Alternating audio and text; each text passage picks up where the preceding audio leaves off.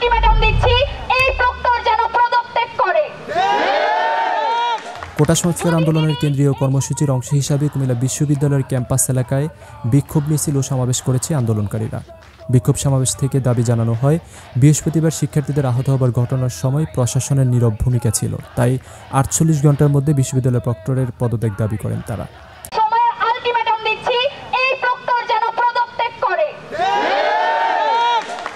যদি তিনি এই সময়ের মধ্যে পদত্যাগ না করেন, তাহলে আমরা রবিবার দিন আবার প্রশাসনিক ভবনকে ঘেরাও করব এবং প্রক্টর অফিসকে বন্ধ করে দেব।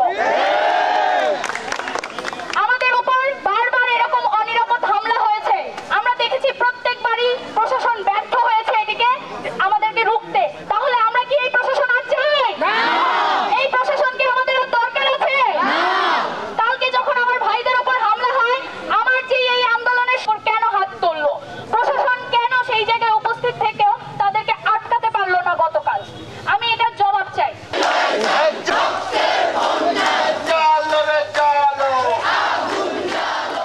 এদিকে বিকেল 4:30টার দিকে কুমিল্লা বিশ্ববিদ্যালয় ক্যাম্পাস থেকে বিক্ষোভ মিছিল নিয়ে বের হয়ে উপাচার্যের বাসভবনের সামনে পর্যন্ত যায় আন্দোলনকারীরা। পরে সেখান থেকে ফিরে গতকাল আন্দোলনকারীদের সাথে পুলিশের ধাওয়া পাল্টা দেওয়া হওয়া স্থানটিতে গিয়ে তারা অবস্থান কর্মসূচি পালন করেন।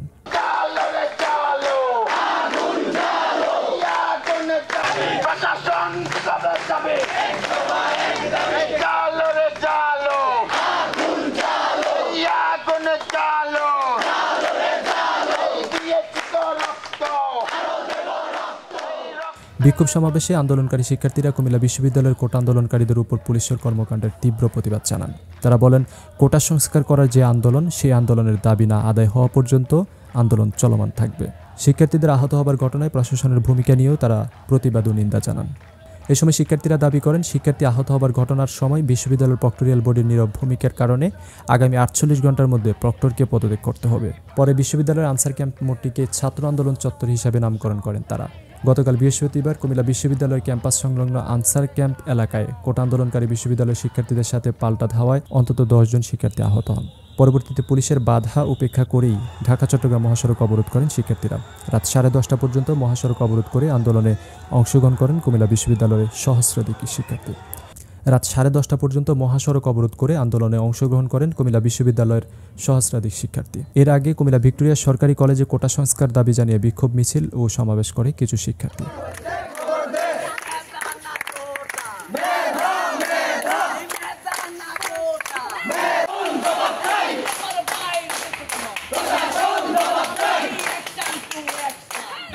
কাগজ নিউজ ডেস্ক।